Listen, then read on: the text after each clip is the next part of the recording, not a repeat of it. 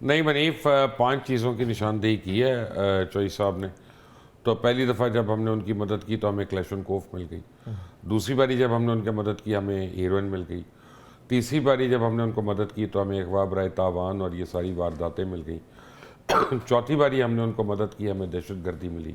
और पांचवी बारी जब उनकी मदद की तो हमें दुश्मनी मिली पूरी की पूरी इस सिलसिले में।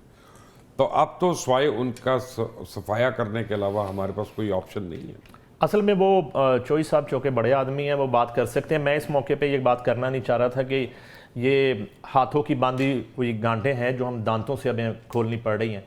और दूसरी बात जो चोई साहब ने की लुबे लुबाब यही है कि ये हमें बहुत पहले ये फैसला कर लेना चाहिए था कि ये लातों के भूत हैं। There is no such thing as good Taliban and bad Taliban. Exactly ये जो ड्रामा था ना इनका, ये एक्सपोज हो चुका है और ये बातों से मानने वाले नहीं थे। मुज़ाकरात आप देखें ना, मुज़ाकरात वाले जो सेशन थे उसमें इन्होंने जो वहाँ पे ड्रामा रचाया और जो रंगबाजी करते रहे, ये आप ख्वाजा आसिफ साहब आपको बता सकते हैं अगर आप उनको किसी वक्त लें तो। उसी वक्त हमें इनकी नीयत जो है वो समझ लेनी चाहिए थी। दूसरी बात यह है कि 10 मई के जो ज़ख्म हैं नरेंद्र मोदी के, वो ज़ाहिर है कि अभी हरे हैं।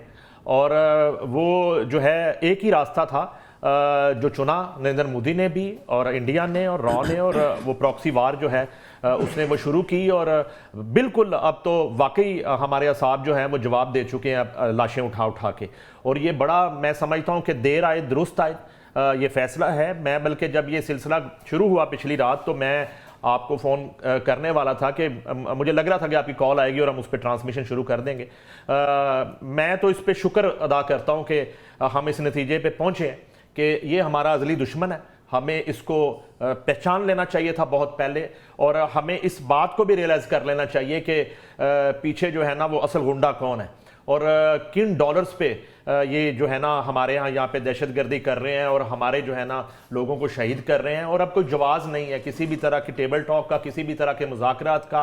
और आपके पास मेरे ख्याल ज़्यादा इतला होगी कि हमारा जो गुज़िश्ता रात वाला ऑपरेशन था वो किस हद तक सक्सेसफुल रहा। मेरे पास जो इतला है वो तो बड़ी हौसला अफजा है, और ये भी इतलात हैं कि अब ये सिलसिला रुकने वाला नहीं है जब तक इस नासूर को जो है वो जड़ से उखाड़ के नहीं फेंक दिया जाता। जय साहब, इसको नासूर को तो हम निपटते रहेंगे, लेकिन एक दूसरी चीज़ जो हमारे खत्ते में डेवलप हो रही है वो अमेरिका और ईरान के दरमियान बढ़ती हुई कशीदगी है।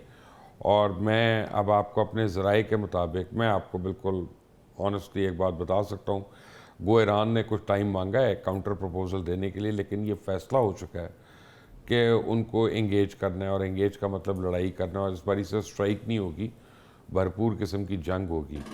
फिर आपने कल या परसों वो स्टेटमेंट सुनी होगी जो इज़राइल के अंदर अमेरिकन सफ़ीर ने दी है कि पूरे मशरक़ वस्ता को के ऊपर कब्ज़ा कर लेना चाहिए इसराइल को। तो इस तनाजुर में जब आप देखते हैं तो ज़ीरो टॉलरेंस के ऊपर कुछ ताकतें जो हैं वो चल रही हैं जहाँ तक ईरान का ताल्लुक़ है। मेरी और आपकी और किसी की भी हमदर्दी ज़रूर हो सकती है ईरान के साथ, और ईरान में बड़ी सलाहियतें भी हैं, वो एक कौम है, लेकिन उसके बावजूद बहरहाल दूसरी तरफ एक सुपर पावर है और उसका आउटकम इतना अच्छा नहीं हो सकता। क्या देख रहे हैं आप इस सारी सूरत हाल के अंदर?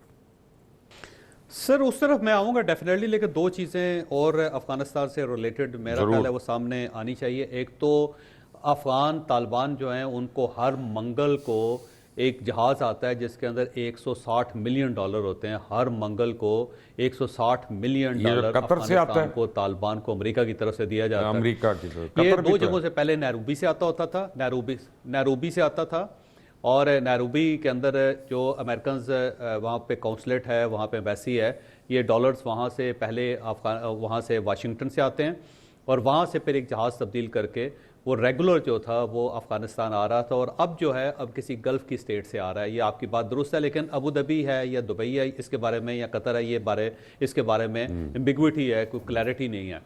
लेकिन 160 मिलियन डॉलर बड़ी ह्यूज रकम होती है जो हर मंगल को तालिबान को दी जाती है अमेरिका की तरफ से। अब सवाल ये है कि अगर ये तालिबान अमेरिका के ख़िलाफ़ हैं या अमेरिका इनको अपने ख़िलाफ़ समझता है, तो डोनाल्ड ट्रंप के दौर में भी 160 मिलियन डॉलर क्यों आ रहे हैं हर मंगल को? तो अब अगर आप महीने पे 4 के ऊपर तकसीम करके देख लें तो ये पूरा इकॉनमी जो है अफ़गानिस्तान की वो इन 160 मिलियन डॉलर से चल रही है।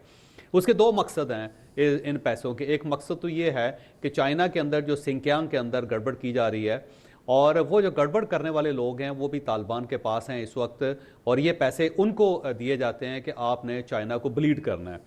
तो वो बदख्शां के अंदर लोग बैठे हुए हैं, जो ज़ाहिर है उनका सूबा है जो सिंकियांग के बिल्कुल साथ है, यानी उसकी सरहद मिलती है। वाह खान कॉरिडोर से हो के ये सारा मामला जो है ना वो आगे बढ़ रहा है। एक दूसरा ये है कि अगर कभी ईरान के ऊपर हमला किया अमेरिका ने तो अफ़गानिस्तान इस्तेमाल होगा, क्योंकि उसके अंदर बहुत ज़्यादा फोर्सेज ऐसी हैं जो एंटी ईरान हैं।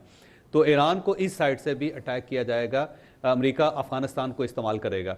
तो ये जो हम कह रहे हैं ना कि जी कि ये सिर्फ हमारे दुश्मन हैं तालिबान, भाई अमेरिका भी इन्हीं तालिबान को इस्तेमाल कर रहा है, और इसीलिए वो इनको कंट्रोल नहीं कर रहा है, इसलिए वो इनको रोक नहीं रहा पाकिस्तान से। जबकि पाकिस्तान कई बार कह चुका है कि आप ये अमदाद करनी बंद करें इनकी, ताकि जब ये पैसा नहीं होगा तो फिर ये डेफिनेटली पाकिस्तान के साथ निगोशिएट करने पे मजबूर हो जाएंगे। लेकिन क्योंकि कंटिन्यूसली सप्लाई पैसे की जारी है तो वो पाकिस्तान से निगोशिएट नहीं कर रहे। दूसरा, ये जो असला पाकिस्तान के खिलाफ इस्तेमाल हो रहा है, ये सारे के सारा अमेरिकन असला है जो अमेरिकन यहाँ पे जानबूझ के छोड़ के गए थे। ऐसा नहीं कि उनसे गलती से रह गया, क्योंकि अगर वो अपने हेलीकॉप्टर्स तबाह कर सकते थे, जहाज़ तबाह कर सकते थे, तो अपना इस असलहे को भी वो ले जा सकते थे या इसको तबाह कर सकते थे। तो वो क्यों $7.5 बिलियन का असला यहाँ पे छोड़ गए? वो असला जो है वो पाकिस्तान के खिलाफ इस्तेमाल हो रहा है, वो चाइना के खिलाफ इस्तेमाल होना है, उसने ईरान के खिलाफ भी इस्तेमाल होना है। तो ये एक प्रॉपर डिज़ाइन है ये, और इस डिज़ाइन के अंदर पाकिस्तान को भी एंगेज किया जा रहा है। ये पाकिस्तान के सके नहीं हैं और ना ही वो तालिबान के सके हैं, लेकिन वो पाकिस्तान को भी डैमेज करेंगे, ईरान को भी करेंगे और साथ साथ चाइना को भी करेंगे। इस चीज़ को भी आप जहन में रखें। बाकी ये जो है ईरान का इशू है मुबशर साहब, इसमें दो चीज़ें हैं, दो कैच हैं। एक तो जाहिर है पहले डोनाल्ड ट्रंप ने वहाँ पे इब्राहिम लिंकन बहरी बेड़ा भेजा, फिर उसके बाद जुराल्ड फोर्ड जो है वो आ रहा है, जो दुनिया का सबसे बड़ा बहरी बेड़ा है। वो ज़ाहिर है वेनेजुएला में था, अब वो आ गया, अब वो बिल्कुल करीब पहुँच गया हुआ है। उसे जब्राल्टर क्रॉस कर लिया है, मेरा ख्याल है 2-1 दिन के बाद, 3-4 दिन लगेंगे उसको, मशरिक़ वुस्ता में पहुँच जाएगा, मशरिक़ वुस्ता में पहुँच जाएगा। पहले ये जो बहरी बेड़े थे ये सिर्फ ईरान को यरकाने के लिए, सिर्फ डराने के लिए, धमकाने के लिए भेजे जा रहे थे कि वो निगोशिएट करें इनके ऊपर। लेकिन एक नई डेवलपमेंट जो अमेरिका के अंदर हुई है उसने सारा पर्सपेक्टिव चेंज करके रख दिया है। वो सुप्रीम कोर्ट ऑफ यूएसए जो है उसने डोनाल्ड ट्रंप की जो टैरिफ पॉलिसी थी उसके खिलाफ फैसला दे दिया है, और अब जो डोनाल्ड ट्रंप है बिल्कुल दीवार के साथ लग गया है कि जो उसके पास एक हथकंडा था, जो उसके पास हथियार था जिसको वो इस्तेमाल करता था, वो एक्सपोज हो गया। अब उससे वो ले लिया सुप्रीम कोर्ट ने। तो जब वो ले लिया है तो अब वो बेबस हो गया। अब मिड टर्म इलेक्शन होने हैं वहाँ पे, तो उससे अगर इन इलेक्शंस को विन करना है, अगर उसने अपना दबदबा कायम करना है दुनिया के ऊपर और अमेरिकन के ऊपर, तो फिर उसके पास अब एक ही ऑप्शन है कि वो एक सॉलिड किस्म का ईरान के ऊपर हमला करे। तो अब सुप्रीम कोर्ट की वजह से ये जो हमला है ये बिल्कुल क्लियर नज़र आ रहा है। अब 3 शर्तें हैं ईरान से अमेरिका मनवाना चाहता है, और ये तीनों शर्तें बहरहाल ईरान को माननी पड़ेंगी। पहली शर्त तो ये है कि रजीम चेंज के वहाँ पे ये जो उलमा कराम की हुकूमत है उसको ख़त्म किया जाए,